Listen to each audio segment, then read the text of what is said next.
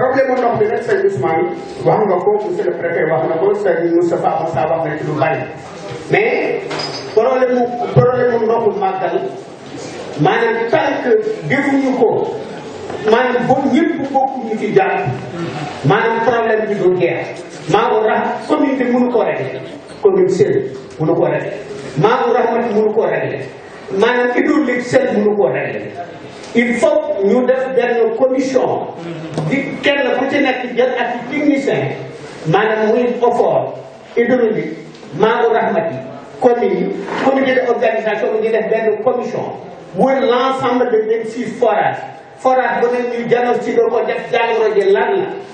maanaam pourquoi Sénégal bi du am ndox parce que Sénégal bu fekkee ne mach pompe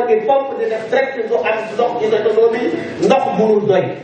bu ñu ko diagnostiqué benn par benn ba 26 forages yi mat ñu teg ko ci taabal ji commission boobu ñu wut nit ñu wér ñu topp ko di ko benn bu ne ñu faj jàngoro ji. teg fa ku koy pompe ñu pompe 24 sur 24 15 20 jours avant màggal suñu ko defee problème bu ndox ak 80% dana réglé tant que loolu amul ku la ne mën na maa réglé problème bu ndox bu Touba dana wax nit ñi dégg waa ji sot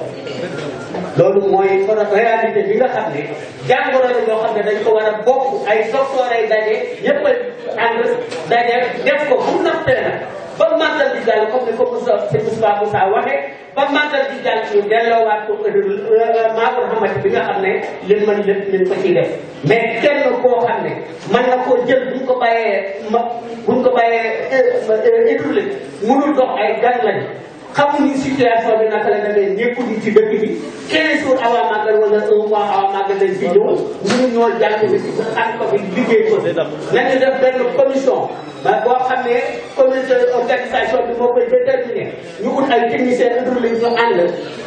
def rek la bu ñu ko defee nga xam ne avec 1 mois avant màggal Sénégal yëpp a ngi duy ndox yëpp a ngi duy maanaam dana rek la mais gis nga forage bu ñu gas amul Sénégal nga ne da ngay pompage rek mënul muusa ko waa ba dox 6 kilomètres 7 kilomètres loolu technicien yi nga xam ne ay technicien ngeen xam ngeen dara ci technique xam ngeen ne pompe direct mënul sori loo xam ne ni dana màngal surface bi nga xam ne moom la nga di am